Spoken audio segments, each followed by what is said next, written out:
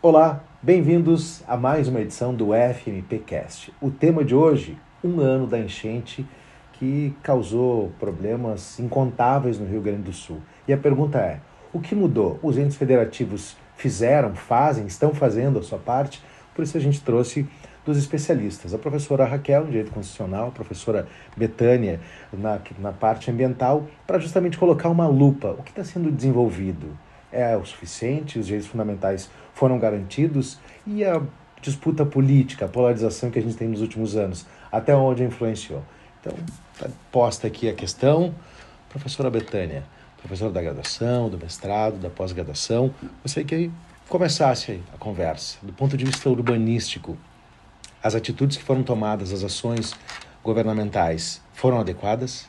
Olá, Zanuso, obrigada, muito oportuno esse cast, um prazer estar aqui com a Raquel para a gente conversar sobre esse tema, porque efetivamente, Zanuso, 80% dos municípios do Rio Grande do Sul foram atingidos por essa enchente, né? Foram 415 municípios, 170 mortes, né?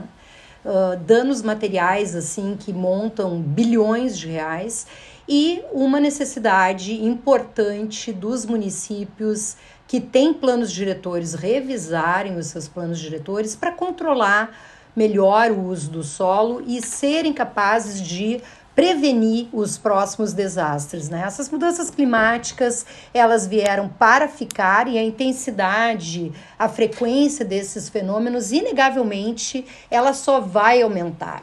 Então, aqueles municípios que, por exemplo, dados bastante alarmantes, Zanuso, demonstram que a maior parte dos municípios, especialmente os pequenos no Rio Grande do Sul, não tem núcleos de defesa civil, por exemplo, né? E não tem planos diretores. O Estatuto da Cidade ele foi modificado e hoje em dia, mesmo que a cidade não tenha 20 mil habitantes, se ela está no Cadastro Nacional dos municípios sujeitos a inundações bruscas, ela tem que elaborar o seu plano diretor. Então, evidentemente que essa medida de planejamento urbano, ela tem que ser tomada. Inclusive para os municípios aqui da região metropolitana, que são municípios importantes, como a capital do estado, né, que deverá também revisar os seus planos em relação a isso. Nós estamos diante de um paradigma, né, prof? Exatamente. Na verdade, o evento, ele foi um evento muito significativo que trouxe esse alerta importante, né? Claro que não são só os municípios que têm responsabilidade para lidar com esses temas, né? Professora Raquel Fabiana Lopes Sparrenberger, do ponto de vista constitucional, as prefeituras, o governo do estado, a União, atenderam a população? Olá, então, né, bom dia, Zanuso, bom dia, professora Betânia. Então, vamos, né, conversar um pouquinho sobre essa temática, né, que advém, claro, de um problema, né, muito sério das mudanças climáticas e das grandes catástrofes que nós temos, não só, né, aqui no Rio Grande do Sul, mas em todo o Brasil, a gente tem presenciado isso. E qual é o papel, né, dos entes federativos diante, né, de uma realidade ou até mesmo de um novo paradigma, então. Não diria até novo, né, porque a gente vem vivenciando catástrofes, né, talvez não com a intensidade que nós vivenciamos aqui no Rio Grande do Sul, mas a gente vem, né, no Rio de Janeiro e tantos outros estados da federação. Então, tecnicamente, né, vamos falar assim, nós temos o papel da União nesse contexto, que é uma competência exclusiva administrativa, né, que está lá no inciso 9, né, do artigo 21, que vai falar que a União tem um papel. Qual é o papel? Elaborar, né, executar planos nacionais e regionais de desenvolvimento, né, tanto no âmbito social, né, quanto no âmbito econômico. Então, significa qual é o papel da União? Né? O papel da União é elaborar esse plano. Agora, nós vamos ter também, né, os cuidados, a proteção com o meio ambiente, que é competência comum, quer dizer, né, ou é comum e cada um exerce o seu papel, ou ainda isso pode ser feito de forma cooperada. né? Que me parece, né, que diante de uma catástrofe como essa seria o ideal, né? E me parece assim também que diante do contexto estado do Rio Grande do Sul, me parece que sim, né? Nós tivemos um papel muito importante da União, que foi realmente trazer esse plano, né? Esse planejamento para o estado, né? E também para os municípios. Então, essa atribuição, né, de cuidado, de proteção, ela é comum. E ainda temos a competência de legislar, que é concorrente, né? Que, claro, no artigo ali 24 não envolve especificamente os municípios, mas os municípios podem legislar sobre questões de interesse predominantemente local. Então, se essa catástrofe, né, essas inundações, elas ocorrem no âmbito dos municípios, os municípios também precisam, né, estabelecer suas políticas, né, suas políticas de prevenção, de cuidado e de proteção, né, para com os seus, ou seja, proteção do meio ambiente, mas também dos seus cidadãos das mais diversas questões, né? Então, é necessário, sim, política pública local. É necessário política pública estadual, né? Porque o papel dos estados também é de trabalhar com aquilo que é remanescente, tanto no âmbito administrativo quanto legislativo. E me parece, né, que diante de um contexto como o que nós vivenciamos, o papel do estado do Rio Grande do Sul e dos municípios atingidos é de fundamental atenção, né, a isso, porque foi um evento climático, né?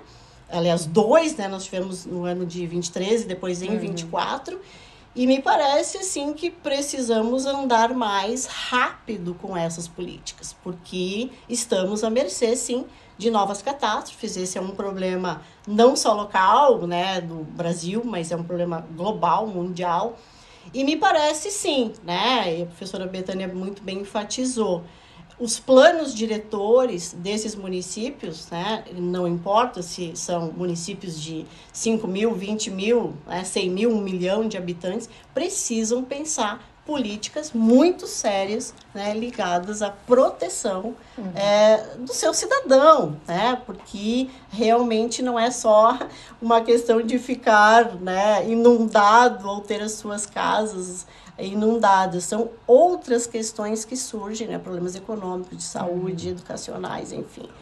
Enquanto jornalista, o que eu percebi nessa cobertura, professor, é o seguinte: nós, obviamente, não temos a cultura da prevenção aqui no Brasil, porque se tivéssemos, todo município teria lá, né, um PDF com as orientações. Se inundar, vai para onde? As pessoas vão ser levadas onde? Que é o Plano Municipal de Defesa Civil. A gente viu que boa parte não tem. Não tem, a maior parte. Aliás, os municípios tem alguns que não conseguem nem se manter sem a ajuda, né, da União. Sim. Então, quer dizer, a cultura da prevenção somada a essa troca, o nosso sistema, que eu aprendi com vocês, né, que não é o ideal, né? 4 anos troca o governo, não é um plano de Estado, é um plano de governo, então as coisas vão ficando pelo caminho. Quer dizer, quando eu falei o paradigma, é justamente isso. Não tem mais a condição do município só agir pelo que está na lei. Ele precisa promover essa alteração. Claro. E nós tivemos no Brasil um processo de urbanização, que foi um processo de urbanização de risco, né, Fernando? Sim. Na verdade, a ocupação, a fundação das cidades coincide que, no momento em que gravamos esse podcast, é o dia do aniversário de Porto Alegre, né? Verdade. Que é lá de 253 anos. Exato, 253 anos. E onde é que Porto Alegre se instalou? Na beira do Guaíba. Uma área que depois o Código Florestal vai dizer, é uma área de preservação permanente. No aterro. Você não pode colocar, né, pessoas, é uma área não edificante pelo Código Florestal, né, à beira de um curso d'água, essa margem do curso d'água. Então, a gente não apenas não fez esse trabalho, né, de prevenção, como a gente também está demorando bastante para corrigir os efeitos dessa urbanização de risco, né? O Estatuto da Cidade trabalha nessas duas linhas, né? Um dos danos mais importantes que nós tivemos, né, foi justamente nas moradias das populações mais vulneráveis, de baixa renda. Isso aqui na região metropolitana ficou bastante claro, né? A mancha da enchente, quando ela é cruzada, por exemplo, com os dados do IBGE sobre renda, ela demonstra que foram populações muito vulneráveis das ilhas, daquelas favelas que tem ali na entrada da cidade, aqui na capital, né? Da Arena do Grêmio ali, Sarandi, que foram muito atingidas, né? E no que diz respeito ao tema, enquanto a Raquel falava, eu pensava nisso. Além da questão do planejamento urbano, nós temos o tema da promoção de programas habitacionais e de melhorias habitacionais, e o tema do saneamento básico, Fernando, é uma competência comum dos entes da federação, né? E ficou muito claro que agora, no pós-enchente, que nós temos milhares de pessoas precisando da reposição da sua moradia, que o atendimento, que as políticas públicas desenvolvidas demoraram um pouco. O que a gente teve? A gente teve medidas emergenciais, como o auxílio reconstrução, que a União aportou para as famílias que se cadastravam, mas o cadastro era uma responsabilidade dos municípios.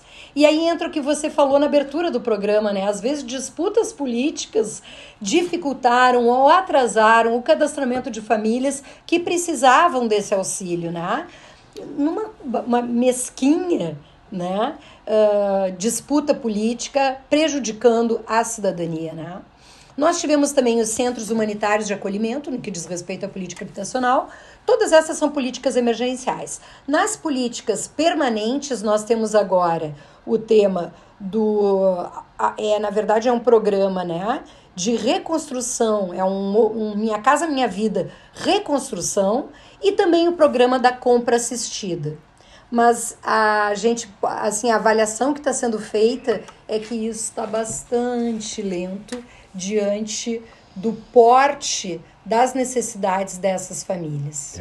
Um outro exemplo pontual, no momento que nós estamos gravando, é que o Judiciário indeferiu o pedido da Prefeitura de Porto Alegre para remover as famílias que estavam na Vila Dique. Por quê?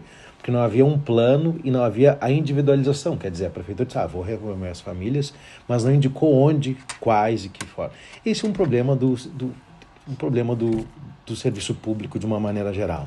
É a ausência de uma política séria, né, no âmbito municipal, âmbito estadual, para essas questões. Né? Acho que fica bastante nítido que o Judiciário diz, olha, ok, né, vamos retirar, mas vamos colocar onde, né? Eu acho que é uma questão também, né, como tu falaste da questão da prevenção, e a professora Betânia também enfatizou isso, né? Eu acho que é um debate antigo, né, que nós temos, né? Porque o que é efetivamente prevenir? E me parece assim, que Porto Alegre e tantas outras cidades, elas passaram por isso, né? Quando a gente fala assim, em desenvolvimento sustentável, né? Que é até um termo um pouco hoje mais complexo, mas que cidades sustentáveis. O que são cidades sustentáveis, né? O que é um desenvolvimento efetivo, né? Ambiental? É realmente você ter uma política séria. Né? E quando você não tem, significa que outros sistemas, digamos, adentram nessa discussão. Então, me parece assim, que hoje, né, o subsistema político, o subsistema econômico, né, ou as estruturas de poder, elas tomam a frente desses problemas. Né? Então, me parece assim, vamos deslocar, né? Mas vamos deslocar sem nenhuma política. Então, o que está por trás disso? Não vamos deslocar só por uma questão política, né? Ou vamos deslocar porque, né, essas pessoas precisam estar, né, em lugares mais apropriados? O que está por trás que não há esse planejamento para esse deslocamento? Isso é histórico, né? E diante de uma catástrofe, e eu chamo de catástrofe, tem gente que não gosta de chamar, né, de catástrofe, uma inundação, para mim é uma catástrofe, porque catástrofe traz todos esses problemas que nós temos hoje, que é de habitação, mas que também é de saúde, que é de educação, né, as escolas todas, muitas escolas ainda destruídas, né, muitas escolas ainda necessitando, né, de mecanismos para funcionar efetivamente, porque foram destruídas, né, pela enchente. Então, são vários fatores que precisam aqui serem ditos. A União pode ter feito uma parte, né, do seu trabalho, sim, mas os estados têm um papel e os municípios que estão próximos do problema, né, mais ainda. Então, como é que você apresenta uma política de deslocamento, né, uma política que não tem como se efetivar num município, seja Porto Alegre, seja qualquer município atingido pela enchente? Né? Isso, como tu disseste no início, né, é uma violação, sim, a direitos humanos e a direitos fundamentais, básicos, né, desse cidadão. Porque a gente percebe que a falha, ela ocorre em diferentes níveis, né? Por exemplo, na Vila Dique, né, as famílias estavam estabelecidas em cima da estrutura do dique. Quem deixou elas chegarem lá? O poder público municipal. Por quê? Porque elas não têm um plano para se dirigir, um direito fundamental, o direito à moradia. Elas não têm onde se dirigir. Olha, estou chegando em Porto Alegre, qual é a opção que eu tenho que morar? Não, vou morar onde dá. Exato. Não tem, né? É a política urbana, acho que a Betânia tem muito mais autoridade para falar sobre isso, né? As cidades foram construídas, né? E o poder econômico foi empurrando essas pessoas para esses lugares. Para a periferia, principalmente. Então, realmente falta, né, professora Betânia, um planejamento sério. Só que hoje nós já estamos com as nossas cidades. Né? Como fazer isso, né? Não, porque a tendência sempre é de realmente deixar, né, nesses locais essas pessoas com vulnerabilidade social e econômica. Né? E o poder econômico ocupar outros espaços urbanos que essas pessoas poderiam estar. Né? É um problema muito sério. Eu acho que uma pergunta assim, básica, né, Fernanda, é a seguinte: será que uma pessoa ocupa a beira de um dique, a beira de um arroio, uma área sujeita a deslizamento de terras, porque ela sempre sonhou com isso? É claro que não. As pessoas ocupam porque não têm alternativas. Nem pela via do mercado, porque são famílias de baixa renda, e também porque os entes da federação se omitem. Né? E essa é uma competência comum. A execução de programas habitacionais e as melhorias habitacionais de assentamentos irregulares, os programas de regularização fundiária, devem ser desenvolvidos pela União, pelo Estado, pelo município. Principalmente no município onde a vida se realiza. Né? Claro. E ali, o local, tu tens, né? Tu estás próximo do problema. Como isso não acontece, as pessoas ocupam ali e o poder público faz que não está vendo. Porque uma coisa é tu lidar com 20 famílias, mas nós temos ocupações de milhares de famílias em áreas sujeitas a riscos ambientais, né? E que acabam colocando em risco a vida dessas pessoas. Então, efetivamente, tem falhas aqui, tanto nessa prevenção, no exercício do poder de polícia administrativa em matéria ambiental, para evitar que essas áreas que são de preservação permanente sejam ocupadas, né? E um comportamento antijurídico também, que deixa essas famílias completamente sem alternativa, né? Porque elas não têm programas habitacionais para evitar essa ocupação, porque todo mundo tem que morar em algum lugar.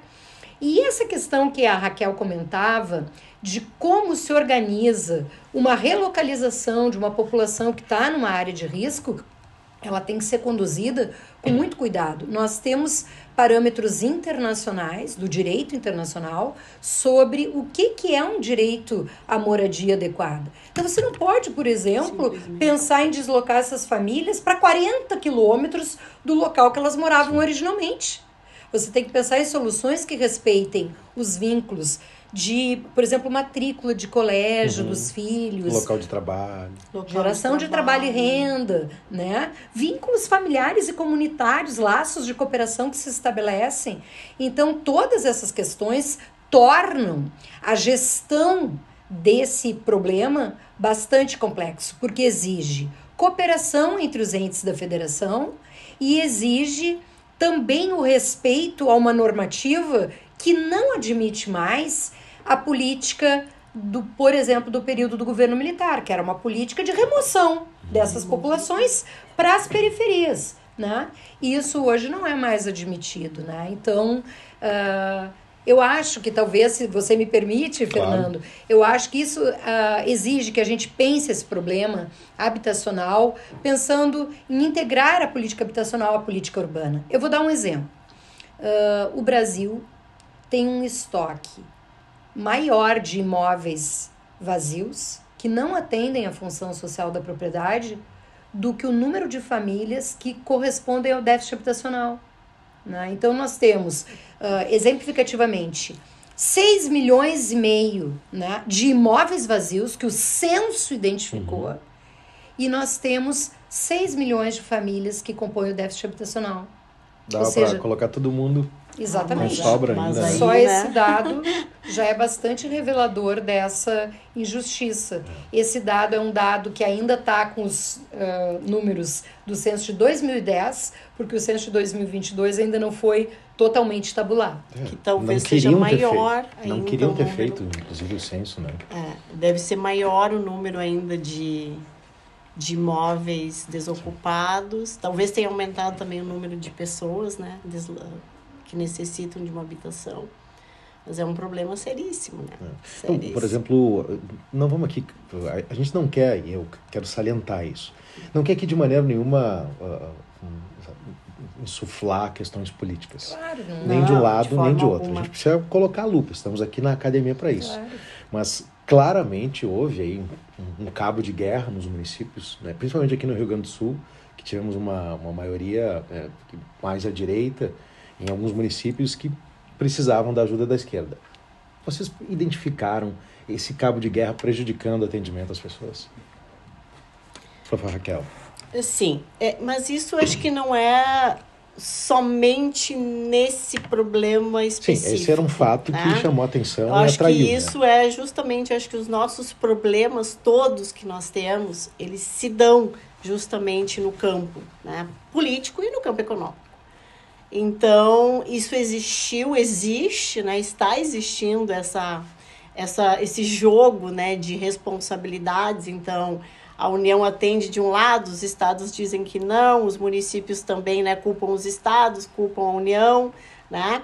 Então, está havendo e provavelmente isso vai ocorrer, né? Porque nós estamos hoje muito à mercê dessa política, né? Que não é uma política séria. Né? É uma política do não fazer, uma política do apartheid, né, social, do apartheid jurídico, de um ente federativo, por, né, discordar de ideologias partidárias de um ou de outro, agir desta forma, né? Dizer que a União não fez a sua parte, os estados não têm auxiliado, né?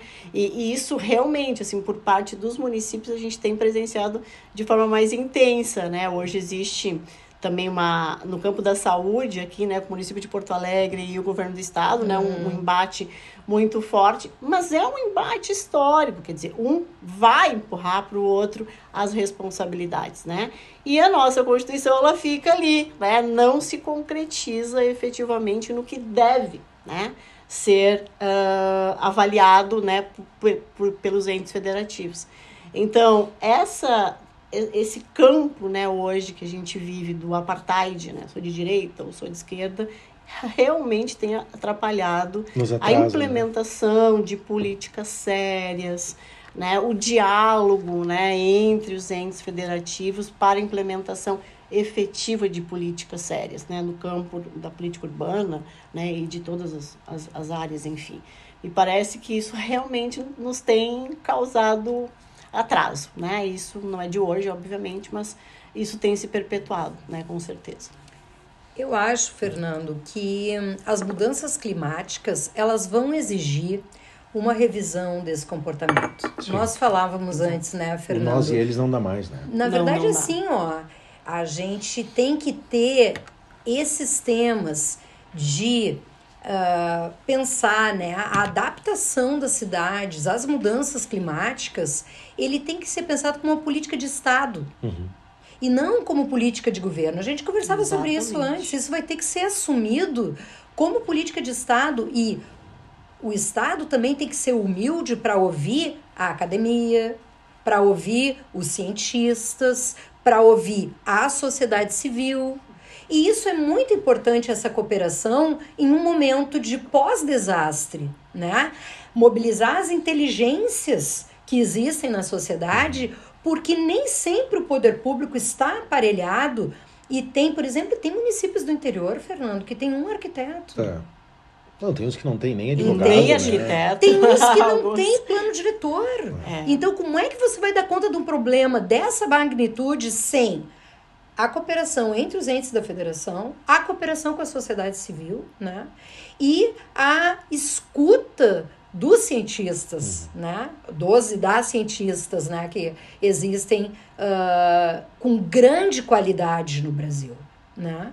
Então, eu acho que quando você fala, né, de que é um evento paradigmático, eu espero que ele seja um divisor de águas, né? E aqui até brincando com o próprio fenômeno, para que a gente consiga virar essa página de achar que essas mudanças climáticas vão nos afetar no futuro. Não. Agora já chegou. Elas já nos afetaram, né? Muito bem, nós teríamos muito a que falar aqui, né? Mas até por uma questão de tempo, a gente vai se limitar a esse recorte, mas sim, muita coisa ficou para ser abordada. Então, prof, em um minuto a sua despedida, agradecendo a participação. Eu só quero agradecer, né, principalmente pela FMP possibilitar esse debate, né, e possibilitar também que aqui, né, junto com a professora Betânia, a gente possa, né, dialogar sobre uma questão, sobre um problema que é muito grave, né, e que realmente a gente precisa debater mais, né, trazer os cientistas, trazer os legisladores, né, quem administra esse país para esse debate, né, e para além disso, claro, a própria sociedade civil e o cidadão, né, a sociedade civil e o cidadão, para que possa, né, dialogar sobre esses temas, porque eles são reais, né, e acredito que uma conversa, né, como essa é de extrema importância. Então, parabenizar, né, a FMP por esse momento. Muito obrigado, prof. Raquel Fabiana Lopes Sparrenberger, advogada pós-doutora. Doutora Betânia, sua despedida em um minuto, por favor.